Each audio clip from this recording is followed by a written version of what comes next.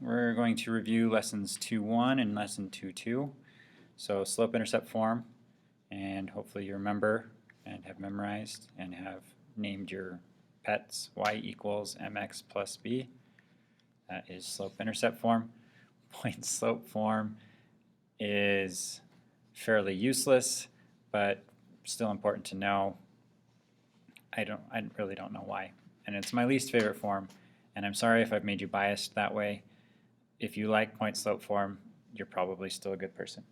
Okay, point-slope form is y, because why did they do that? Y minus y1 equals m, or slope, right? Because it's point-slope form, so it gives us a slope.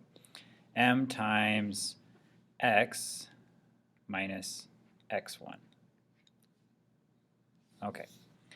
We're going to start with this one, 2-1. We have 2 points, 2, 0, and 4, 6. We want to find the equation in the form y equals mx plus b. To do that, we need to find our slope. Our m is our slope, and our b, which is our y-intercept. Don't let this 2, 0 trick you, because the y is a 0, not the x. So this would actually be our x-intercept, but we're not using that. Okay. So first thing, let's find the slope. Slope is y2 minus y1 divided by x2 minus x1. My y2, we'll say that's y2, we'll say that's y1. So m equals 6 minus 0, that should be easy to do, over x2, which is 4, and y2, or sorry, x1, which is 2. 6 minus 0 is 6. 4 minus 2 is 2. 6 divided by 2, 3. That's a nice easy slope. So y equals 3x plus b. But we don't know what that b is. And in order to find the b, we need to plug in a point. And it doesn't matter what point, any point on the line will do. I'm going to plug in this 2, 0 because we have a 0, and zeros are always pretty easy to work with. So I'm going to plug those in. For y, instead of using y, I'm going to use 0. And I have my slope of 3. I have my slope of 3. And my x point that goes with that y point is 2. So 3 times 2 plus b. So 0 equals 6 plus b. Subtract 6 from both sides. 0 minus 6 is negative 6. We have a positive 6 and a negative 6. That's going to cancel out.